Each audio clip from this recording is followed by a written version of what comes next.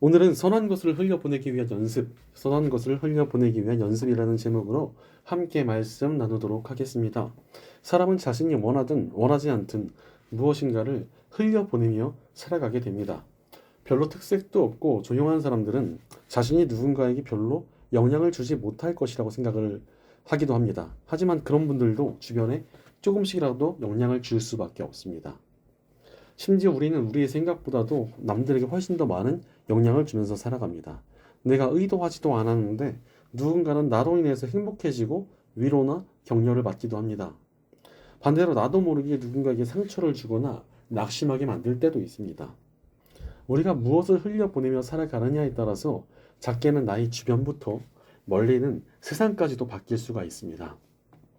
제가 어린 시절 장마가 오면 악취가 진동하는 하천들이 많이 있었습니다.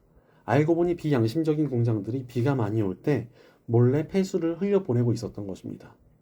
악하고 이기적인 사람들의 악한 행동으로 인해서 그들이 흘려보낸 이 폐수들 때문에 아름다운 자연이 파괴되었습니다. 반대로 엑스레이를 발견한 렌트겐은 특허권을 얻어서 큰 돈을 벌 수 있었습니다. 그럼에도 불구하고 그는 인류의 발전을 위해서 기술을 그냥 무료로 흘려보내기로 합니다. 그 덕에 인류는 의학과 과학에 있어서 아주 큰 발전을 이룰 수가 있었습니다. 이렇듯 악한 것을 흘려보내면 주변과 세상이 오염되지만 선한 것을 흘려보내면 선한 열매를 거두게 됩니다. 그렇다면 우리 하나님의 사람들은 어찌 살아야 하겠습니까? 하나님께서 우리를 이 땅에 두신 이유는 우리를 통하여 선한 것들을 이 세상에 흘려보내시기 위함입니다. 바로 우리는 선한 영향력을 나타내어야 할 사명을 받은 사람들이라는 것입니다. 그러나 많은 크리스천들이 선한 영향력을 나타내길 어려워합니다. 나도 모르게 악한 말, 악한 행동들, 악한 것들을 흘려보낼 때가 굉장히 많습니다. 선한 영향력을 나타내야 된다는 그런 말씀을 듣고 또 그렇게 살기 위해서 결심을 하기도 합니다. 그럼에도 또 수시로 무너지고 나도 모르게 악한 것을 흘려보낼 때가 있습니다. 그러니 남들에게 선한 것을 주기는커녕 이 상처와 낙심만을 준 것은 아닐까 하는 후회가 우리를 찾아올 때도 있습니다. 그러다 보니까 아예 다 포기하고 선한 것들을 주는 것을 그냥 잊은 채 살아가는 사람들도 굉장히 많이 있습니다. 문제는 선한 것을 흘려보내는 것을 포기하면 우리가 아무런 영향을 주지 않고 살 수 있는 것이 아니라는 것입니다. 오히려 악하고 좋지 않은 것들을 흘려보낼 수 있게 된다는 것입니다. 인간은 누군가에게 계속 영향을 줄 수밖에 없는 존재이고 우리는 선한 것을 흘려보내든 악한 것을 흘려보내든 둘 중에 하나를 택할 수밖에 없기 때문에 그렇습니다. 그렇다면 우리는 왜 이렇게 선한 것을 흘려보내는 것을 어려워합니까? 그것은 기초가 없어서 그렇습니다. 우리가 선한 것을 흘려보내기 위해서는 바른 기초를 가지고 있어야 합니다. 조금 전에 말씀드렸던 장마 때 악한 폐수를 흘려보낸 공장들은 사업자이자 국민으로서의 기초적인 윤리의식이 없기 때문에 그런 악한 짓을 저지른 것 아니겠습니까? 기초가 없을 때 우리는 선한 것을 주기는커녕 악한 것을 흘려보내게 될 가능성이 굉장히 큽니다. 자, 오늘 말씀 25절을 보면은 회오리 바람이 지나가면 악인은 없어져도 의인은 영원한 기초처럼 꼼짝하지 않는다라고 말씀하고 계십니다. 오늘 말씀에서는 의인과 악인을 계속 비교해서 보여주고 계십니다. 그러면서 의인은 악인과 달리 영원한 기초를 가지고 있는 사람이다라고 표현하고 계십니다. 여기서 기초라는 말은 예소드라는 단어입니다. 이 예소드는 큰 성읍을 만들 때 이 성읍을 다지는 기초를 말합니다. 성읍 하나를 세울 때 우리가 기초를 다져야 된다면 얼마나 잘 다져야 되겠습니까? 제가 어릴 때 살던 그 고향이 있는데 그 고향이 이제 재개발에 들어갔습니다. 갔더니 온 동네를 다 갈아엎고 기초를 다지고 있었습니다. 정말 어마어마하게 많은 에너지와 수많은 중장비들이 달려붙어가지고 그 땅에 기초를 다지고 있었습니다. 그만큼 기초를 단단히 세우는 게 굉장히 중요하다는 것입니다. 마찬가지로 우리도 의롭고 선한 삶을 살려면 단단한 기초를 세워야 됩니다. 물론 우리는 예수님의 십자가로 인해서 의로운 사람이라는 신분을 얻기는 얻었습니다. 그러나 의로운 삶과 행동을 통해서 선한 것들을 흘려보내기 위해서는 단단한 기초가 필요합니다. 이 기초를 세우기 위해서 무엇이 필요하겠습니까? 운동이든 요리든 기초를 잘 세우려면 연습이 필요합니다. 마찬가지로 선한 것을 잘 흘려보내기 위해서는 우리에게 연습이 필요합니다. 우리가 선한 것을 잘 흘려보내기 위해서 우리 삶의 기초를 잘 세우고 선한 영향력을 나타내기 위한 연습이 있어야 한다는 것입니다. 그때 우리가 정말 이 회오리 바람이 부는 것 같이 어려운 이 시대 속에서도 하나님의 손으로 단단히 세워지는 사람들이 될 것입니다. 하나님께서 선한 영향력을 흘려보내고자 애쓰는 사람을 보호하시고 세워가실 것이기 때문에 그렇습니다. 그러니 우리는 삶의 연습을 통해 선한 것을 흘려보내야 합니다. 문제는 연습을 해도 좀 바르게 하는 것이 필요합니다. 무작정 연습한다고 실력이 늘지 않습니다. 바른 방법으로 제대로 연습해야지 실력이 향상됩니다. 마찬가지로 선한 것을 흘려보내는 것에 있어서도 바른 연습이 필요합니다. 그렇다면 우리가 선한 영향력을 나타내기 위해서 어떻게 바르게 연습을 해야 되겠습니까?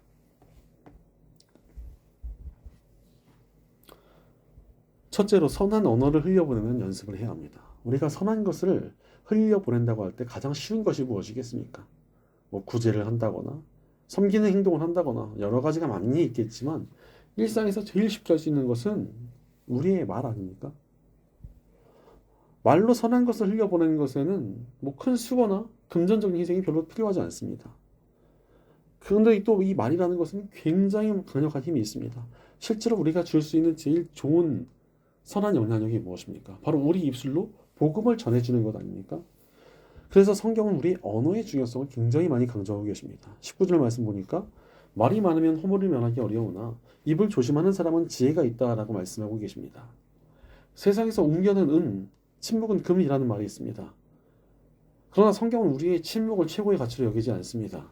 쓸데없는 말보다 침묵이 훨씬 나으나 지혜로운 언어는 다이아몬드처럼 가치가 있습니다. 오늘 말씀은 이 적게 말하라는 의미보다는 지혜롭게 말을 해야 된다는 의미를 좀 더 많이 가지고 있다고 생각합니다. 우리는 지혜롭게 언어를 통해서 선한 것들을 흘려보낼 수가 있습니다. 그러기 위해서 우리 입술에 선한 것을 담아내는 연습이 필요합니다. 내 입술을 어찌 선하게 써야 될지를 고민하고 선하게 나의 입술을 쓰도록 애를 쓸 때 우리가 선한 것들을 흘려보낼 수가 있습니다. 문제는 우리 입술을 선하게 사용하는 것이 쉽지 않다는 것입니다. 우리는 나의 언어를 잘 사용해야 된다는 것을 알면서도 쉽게 욕도 내뱉고 남을 비난하거나 부정적인 말을 담고 악한 말을 쏟아내기도 합니다. 왜 그렇습니까? 바로 바른 언어를 사용하기 위해서는 굉장히 부지런해야 되기 때문에 그렇습니다. 매일 쓰는 언어를 온전히 잘 사용하기 위해서는 생각보다 성실함이 많이 필요합니다. 성실하게 나의 언어를 계속 체크하고 잘 가다듬어야지만 선하게 나의 입술을 사용할 수 있습니다. 그냥 게으르게 내 입술을 방치해버리잖아요.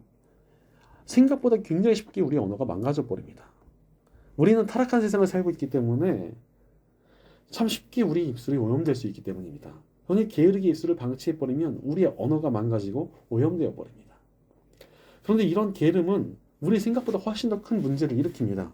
오늘 말씀 26절을 보면 게으른 사람은 부리는 사람에게 이에 초가 꽂는 연기 같다라고 말씀하고 계십니다. 주인의 입장에서 게으른 사람은 어떻겠습니까? 이 눈에 연기가 들어가는 것을 거슬리고 식초를 마시는 것처럼 짜증을 유발하는 존재로 여겨집니다. 우리 역시도 게으르게 살면서 우리 언어를 방치하면 하나님을 기쁘시게 해드리기가 굉장히 어려웠습니다. 그런데 거기서 끝이 아니라 하나님의 계획과 역사를 가로막는 장애물이 되어버리기도 합니다. 요즘 들어 우리 사회 가운데 기독교인들이 많은 조롱과 비난의 대상이 되었습니다. 그런데 기독교를 공격하는 사람들 중에는 기독교인들의 잘못된 언어에 상처를 받은 분들이 굉장히 많은 것 같습니다. 제가 봐도요, 어떤 분들은 저분은 좀 교회 다닌다는 말을 안 하고 다녔으면 좋겠다 이렇게 생각되는 분들이 가끔 계십니다. 교회도 다니고 신앙이 있는 티를 다 내고 다닙니다. 그러면서 욕도 너무 잘해요. 남들보다 욕을 제일 잘합니다. 그 집단에서 제일 욕을 잘하는 사람이 그 사람인데, 자, 나는 교회 다녀요. 교회에서 뭐 하고 있어요. 이렇게 자랑을 또 해요. 또 뒷담화도 좋아하고 더럽고 음탕한 말도 쉽게 하면서 또 남들에게 상처도 너무 잘 줍니다. 그러면서도 교회 다니고 신앙이 있는 척을 다 하고 다녀요.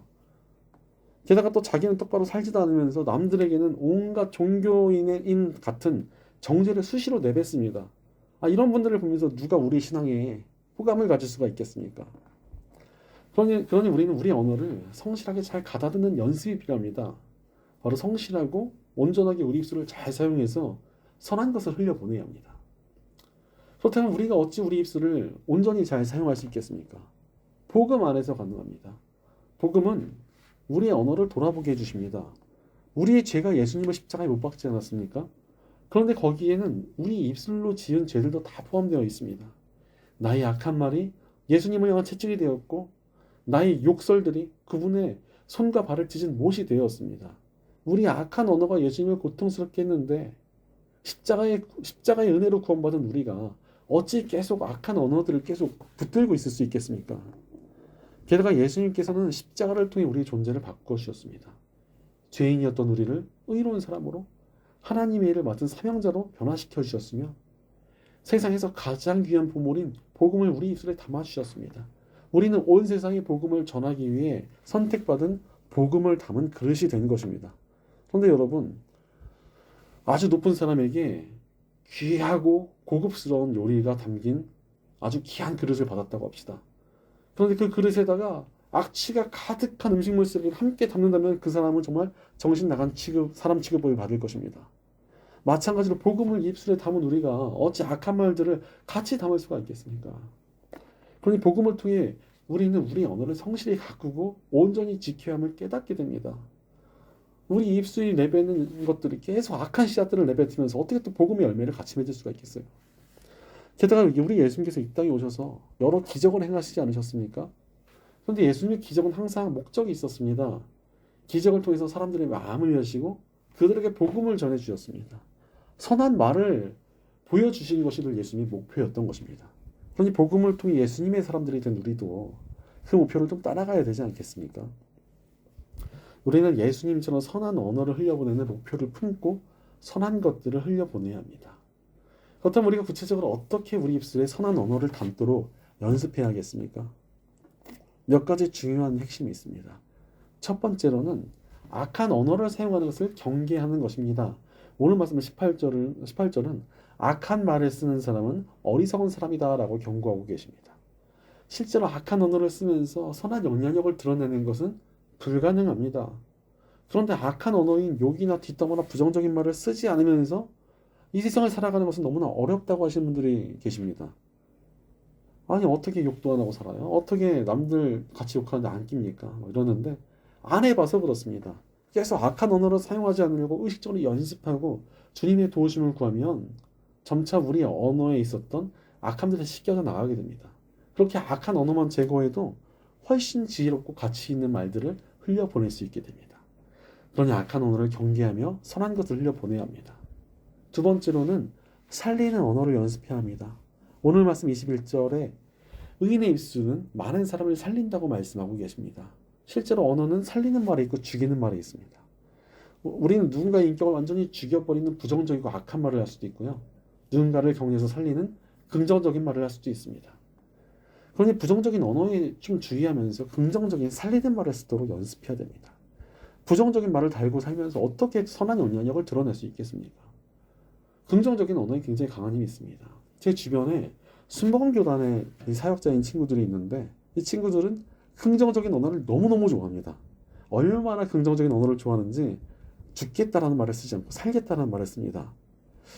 그래서 내가 힘들어 살겠다, 너 때문에 내가 살겠다 이러는데 솔직히 듣고 있으면 정말 너무너무 오글거리긴 합니다. 그런데 적어도 그 의도만큼은 참 귀하다는 생각이 듭니다. 이런 긍정적인 언어를 향한 노력이 있었기 때문에 순복음교단도 나름 한국교회 역사 가운데 쓰임받은 것 아니겠습니까? 그러니 우리 입술에 긍정적인 언어를 담도록 연습하시기 바랍니다. 반드시 선한 영향력을 나타내도록 쓰임받게 될 것입니다. 세 번째로 축복의 언어를 연습해야 합니다. 32절 말씀 보니까 의인의 입술로 남을 기쁘게 한다라고 말씀하십니다. 하나님께서 우리를 부르신 이유는 저주하고 정죄하라고 부르신 것이 아닙니다. 하나님께서 우리를 축복하는 자로 부르셨습니다. 예수님께서도 제자들에게 머물게 된 성읍이나 가정을 축복하라고 말씀하시지 않으셨습니까? 사실 이 시대의 크리스천들이 세상의 비난을 받고 있는 이유 중에 하나가 예수님의 이 명령을 잊어버려서가 아닐까 싶습니다. 우리는 누군가를 축복하기보다 세상의 악함과 죄를 들추어서 저주와 심판을 외치기 너무 좋아하진 않았는지 좀 반성을 해봅니다. 그러니 누가 그를 기뻐하겠습니까? 물론 악하고 잘못된 것들 지적하는 거 필요합니다. 기본적으로 그러나 우리는 축복의 입술을 가지고 있어야 합니다. 우리 입술에 지적보다 축복을, 심판보다 격려를 담을 때 선한 영향을 줄 수 있기 때문입니다. 실제로 주변 사람들부터라도 축복하고 잘 되기를 빌어줘 보십시오. 그것이 생각보다 굉장히 큰 영향을 줍니다. 세상에서 받지 못했던 축복에 기뻐하고 감동받는 이들이 생기고, 그러니 그들에게 복음을 전할 기회도 생기는 건 아니겠습니까? 그러니 축복의 말을 전하는 연습을 하시기 바랍니다. 우리 입술을 통해 선한 영향력이 나타나게 될 것입니다. 마지막 네 번째로 하나님의 선하심과 자비하심을 드러내는 연습을 해야 합니다. 오늘 말씀 22절을 보니까 하나님의 복 주시는 이 은혜에 대한 완전성에 대해 말씀해 주십니다. 하나님께서 주시는 복에는 그림자도 흠도 부작용도 아무것도 없다는 것입니다. 오직 하나님의 은혜와 축복은 그냥 은혜와 축복 오롯이 우리에게 전해진다는 것입니다. 사실 우리가 누군가를 축복할 수 있는 이유도 여기에 있습니다. 우리의 축복은 근거 없는 거짓말이나 아부가 아닙니다. 우리에게 완전한 복을 주시는 하나님이 계시고 우리는 그분의 자녀이기 때문에 축복할 수 있는 것입니다. 그런데 재미있는 사실 하나 있습니다. 그냥 다짜고짜 하나님을 전하고 복음을 전하려 하면 사람들이 반감을 가집니다. 내 자신을 축복해주고 긍정적인 격려를 해주면서 그 안에서 하나님의 선하심과 자비하심이 너와 함께 할 것이다 라고 얘기해주면 생각보다 고분고분이 듣는 사람들이 많습니다. 자기한테 좋은 말을 해주고 그 근거가 이렇게 명확하다는데 좀 솔깃해지는 것입니다. 문제는 하나님의 선하심과 자비하심을 드러내기 조금 어려워하시는 분들이 꽤 많은 것 같습니다. 역시 안 해봐서 그렇습니다. 조금씩 이야기하다 보면 자연스러워집니다. 거창하게 할 필요 없습니다.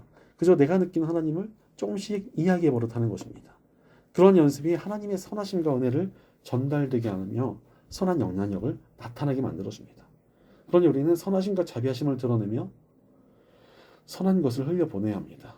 바로 우리에게 선하고 긍정적이며 축복과 하나님을 드러내는 언어의 연습이 필요합니다. 그때 우리가 선한 영향력을 나타낼 수 있는 기초를 단단하게 가질 수 있습니다. 그러니 우리의 언어를 잘 연습하여 선한 것을 흘려보내야 합니다. 온전히 우리 언어를 잘 훈련하여서 선하고 긍정적이며 축복이 넘치고 하나님을 향한 경외가 있는 언어로 선하게 쓰임받는 저와 여러분 되시기를 간절히 축원합니다.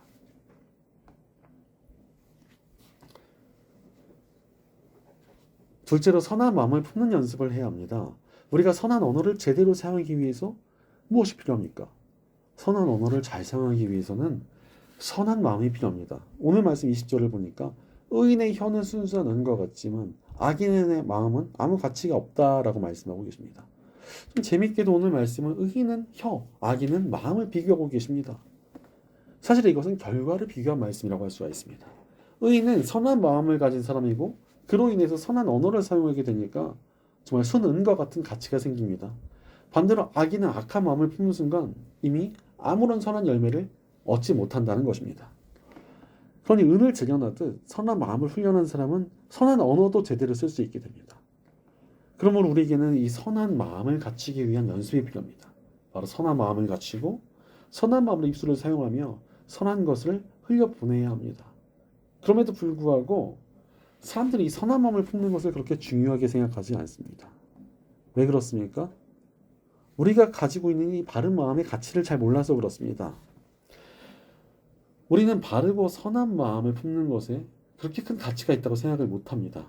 그러나 오늘 말씀 17절을 보니까 훈계를 지키는 사람은 생명의 길에 이른다라고 말씀하고 계십니다. 훈계를 지키는 사람, 즉 선한 마음을 품기로 애쓰는 사람 아닙니까? 그런 사람은 자신도 생명에 이르고 다른 이들도 생명에 이르게 한다는 것입니다. 실제로 성경은 우리를 빛과 소금이라고 말씀하셨습니다. 빛이 빛을 비추지 않으면 세상은 어둠에서 벗어날 수 없고 소금이 맛을 내지 않으면 세상은 부패를 막지 못해 썩어 문드러질 수밖에 없습니다. 그러니 빛이 밝음을 간직하듯 소금이 맛을 간직하듯 우리가 우리의 마음을 잘 관리하고 연습할 때 우리의 선한 마음이 세상의 생명으로 인도하게 될 것입니다. 바로 선한 마음을 지켜 선한 것을 흘려보내야 합니다. 그렇다면 우리가 어찌 선한 마음을 연습하고 지키며 살아갈 수 있겠습니까? 십자가의 복음을 통해 가능합니다. 십자가의 복음은 우리의 신분을 바꿔주십니다. 죄를 쫓으며 살아가던 죄인에서 하나님의 자녀로 우리의 신분이 바뀌었습니다. 그런데 여러분, 신분이 달라진다는 것은 추구하는 기쁨이 달라진다는 뜻입니다. 예를 들어서 입사 시험을 앞두고 있는 사람에게는 합격하는 것이 기쁨입니다. 그러나 입사 후에는 합격해서 기뻐했던 것은 기억도 안 납니다. 월급날, 퇴근, 아주 가끔 있는 승진이 굉장히 큰 기쁨이 됩니다. 마찬가지로 하나님의 자녀라는 신분을 얻으면 우리가 누리는 기쁨의 종류가 달라지게 되어 있습니다. 그래서 오늘 말씀 23절은 미련한 사람은 나쁜 일을 저지르는 데서 낙을 누리지만 명철한 사람은 지혜에서 낙을 누린다라고 말씀하고 계십니다. 하나님의 자녀들은 세상의 것이 아니라 하나님의 가치를 얻는 것이 기뻐진다는 것입니다. 이전에는 내가 무엇을 사고 즐기고 먹을 때 기뻤는데 복음을 통해 우리 신분을 깊이 깨닫게 되면은 하나님과 가까워지는 게 기뻐지고 나의 사명을 이루는 게 기뻐집니다. 무엇보다도 우리 마음이 점점 하나님을 닮아가고 선해져가고 거룩해지는 기쁨을 알게 되는 것입니다. 그런데 우리 마음을 온전케 하는 것이 정말 기뻐진다는 것입니다. 실제로 우리 예수님께서도 우리 마음을 잘 가꾸는 것의 중요성을 말씀해 주셨습니다. 바로 좋은 나무가 돼야지 좋은 열매를 맺을 수 있다라고 말씀해 주시면서 좋은 마음을 품어라 라고 말씀해 주셨습니다. 실제로 예수님께서도 우리를 사랑하시는 선한 마음으로 오셨기 때문에 선한 열매를 풍성히 얻으신 건 아닙니까? 그러니 예수님을 따르기 위해 선한 마음을 품는 연습이 필요합니다. 게다가 그렇게 예수님을 따라서 선한 마음을 가지고 자면 그 안에서 변화의 기쁨을 맛보고 더 나아가 선한 마음을 통해 선한 열매가 맺어지니 더 큰 기쁨을 얻게 되는 것입니다. 그러니 선한 마음을 연습하며 예수님을 쫓아 이 선한 것을 흘려보내야 합니다. 그렇다면 구체적으로 우리가 어떻게 우리 마음을 선하게 연습해야겠습니까? 첫 번째로는 영혼을 바른 길로 인도하는 마음을 연습해야 합니다. 오늘 말씀 29절을 보니까 주님의 도라는 말이 나옵니다. 하나님의 길을 따라가는 것이 우리의 생명길이라는 것입니다. 그런데 이 길을 나 홀로 가는 것이 아니라 다른 이들도 이 길을 걸어갈 수 있도록 인도해 줘야 된다라는 마음을 우리에게 품고 있어야 됩니다. 바로 영혼 구원을 향한 열정과 그 마음을 우리가 가지고 있어야 된다는 것입니다. 이것이 선한 마음의 기본이기 때문에 그렇습니다. 아무리 좋은 마음을 품겠다고 해도 그가 멸망의 길로 가는 것을 방치해 두면 어찌 그것을 선한 마음이라 할 수 있겠습니까? 그러니 영혼을 구하겠다는 선한 마음을 늘 품고 있어야 됩니다. 그래야 진정으로 선한 영향력을 나타낼 수 있습니다. 두 번째로는 소망의 마음을 연습해야 합니다. 오늘 말씀 28절을 보니까 의인의 희망은 기쁨을 거두지만이라고 말씀하고 계십니다. 의인은 소망을 붙드는 사람입니다. 그런데 요즘 보니까 소망을 포기하는 게 유행합니다. 사람은 변하지 않는다. 사람은 고쳐쓸 수 없다. 이런 말이 유행하고 있습니다. 게다가 최근에는 MBTI라는 것으로 사람을 16가지 정도로 분류한 다음에 너는 어차피 그런 사람이다라고 규정 짓기를 너무나 좋아합니다. 이런 문화 속에서 살고 있다 보니까 영혼을 구하겠다고 하면서도 쉽게 포기해버리고 선한 영향력을 조금 나타내보다가 별거 없으니까 에이 그냥 안 되나 봐 이러고 낙심해버립니다. 그러나 우리 안에 영혼을 구하겠다는 마음이 있으면 어찌 사람을 쉽게 포기하겠습니까? 우리에게 이 다른 이들을 우리 안에는 이 다른 이들을 변화시킬 수 있고 구원의 역사가 언제든 나타날 수 있다는 소망이 항상 있어야 됩니다. 끝까지 소망을 포기하지 않을 때 역사가 일어날 수 있습니다. 세상에 하나님께서 변화시키지 못하시는 사람은 없습니다. 그러니 누군가를 변화시키겠다는 마음도 또 누군가를 구원하고자 하는 마음도 선한 영향력을 나타내는 그 마음도 포기할 이유가 없습니다. 끝까지 하나님 붙들며 소망을 가지고 선한 영향력을 나타내는 이가 있다면 하나님께서 가장 좋은 방법으로 역사하시고 이뤄가실 것입니다. 그러니 우리 안에 포기하고 싶은 마음이 들더라도 낙심이 들더라도 끝까지 소망을 품도록 우리 마음을 연습해야 합니다. 끝까지 소망을 붙들 때 역사는 일어납니다. 그러니 끝까지 소망을 품으며 선한 것을 흘려보내야 합니다. 마지막 세 번째로 하나님을 경외하는 마음을 연습해야 됩니다. 우리가 끝까지 소망을 가지게 만드는 힘이 어디에 있습니까? 하나님께서 위대하신 분이라는 것을 우리 마음속에 인정하는 경외가 있을 때 끝까지 소망을 품을 수가 있습니다. 오늘 말씀 27절은 하나님을 경외하는 이에게 하나님께서 복을 주신다고 말씀하고 계십니다. 하나님께서는 하나님을 경외하는 이들에게 능력과 복을 주십니다. 그러니 우리가 끝까지 선한 영향력을 발휘하며 소망을 포기하지 않으려면 하나님을 향한 경외를 가지고 있어야 합니다. 미국의 존 비비언 목사는 말하기를 하나님을 경외하는 자들은 고난을 똑같이 겪거나 다르게 행동한다. 그들은 하나님의 선하심에 대하여 말한다. 하나님이 그들의 힘든 상황에 대해 말씀하신 것을 믿음으로써 역경과 싸워나간다라고 했습니다. 하나님을 경외할 때 우리에게 믿음의 능력이 나타난다는 것입니다. 실제로 하나님을 경외하면 상당히 많은 것이 해결이 됩니다. 우리 불안이 사라지고 낙심이 끊어지며 우울이 떠나갑니다. 게다가 선한 것을 흘려보내는 일에도 거침이 없어집니다. 사실 지금이 전도가 잘 되지 않는 시대라고 말하지 않습니까? 그것은 세상이 각박해진 탓도 있겠으나 크리스천이 진정으로 하나님을 경외하는 마음을 잃은 탓도 적지 않다는 생각이 듭니다. 하나님을 향한 경외가 없이 어찌 복음을 전하며 어찌 선한 영향력을 나타낼 수 있겠습니까? 그러니 우리 안에 하나님을 향한 경외를 회복할 때 위대한 능력이 임합니다. 그러니 하나님을 경외하면 선한 것을 흘려보내야 합니다. 바로 우리는 우리 마음이 선한 영향력을 나타내는 통로가 되도록 잘 연습해야 합니다. 영혼을 구하기 위한 마음과 포기하지 않는 소망과 하나님을 향한 경외가 우리 마음에 단단히 세워질 때 우리가 선한 언어와 선한 영향력을 나타내는 강력한 통로로 세워질 것입니다. 그러므로 영혼을 품으며 소망과 경외로 훈련되어 선한 마음으로 쓰임받는 저와 여러분 되시기를 간절히 축원합니다. 사랑하는 여러분, 선한 영향력을 나타내는 삶을 살아가고 계십니까? 선한 영향력을 나타내기 위해선 선한 마음과 선한 언어를 갖춰야 합니다. 그러나 이것은 또 한순간에 이루어지지 않습니다. 반복된 연습이 필요합니다. 물론 연습의 과정이 쉽지 않을 것입니다. 넘어지기도 하고 쓰러지기도 할 것입니다. 그러나 선한 것을 품고 흘려보내기 위해서 언어와 마음을 연습하는 이들을 하나님께서 온전히 세워가십니다. 오늘 말씀 30절에서는 의인은 영원히 흔들리지 않는다라고 말씀하셨습니다. 바로 선한 것을 흘려보내기 위해서 마음과 언어를 연습하는 이들을 하나님께서 단단히 붙드시고 세워가실 것입니다. 그러니 다급하지 말고 선하고 긍정적이며 축복을 통해 하나님을 나타내는 언어를 연습하고 영혼을 품으며 소망과 경외로 우리 마음을 연습해야 합니다. 앤 보스 캠프는 말하기를 그리스도 안에서는 다급함이 느립니다. 그리스도 안에서는 다급할수록 느리고 꾸준히 경배해야 한다라고 이야기했습니다. 조급하지 말고 꾸준히 나의 마음과 입술을 연습할 때 우리가 점점 더 선한 영향력을 강력히 나타낼 수 있는 하나님의 사람으로 변화될 것입니다. 그때 우리가 능력 있게 쓰임받는 위대한 역사의 통로가 될 것입니다. 우리를 통해 영혼이 변화되고 구원받는 이들이 나타나며 부흥의 노래가 울려 퍼질 것입니다. 이 세상이 변화되고 하나님 나라가 확장되어져 갈 것입니다. 그러니 선한 마음과 선한 입술로 선한 것을 흘려보내야 합니다. 선한 영향력을 흘려보내기 위하여 우리 입술과 마음을 훈련함으로 더욱더 온전한 통로가 되어 선하게 쓰임받는 저와 여러분 되시기를 주의 이름으로 간절히 축원합니다. 기도하겠습니다.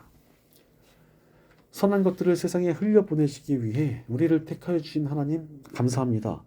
하나님의 택하심을 잊어버리고 우리가 선한 영향력을 나타내는 것을 포기하고 살지는 않았는지 우리의 삶을 돌이켜봅니다.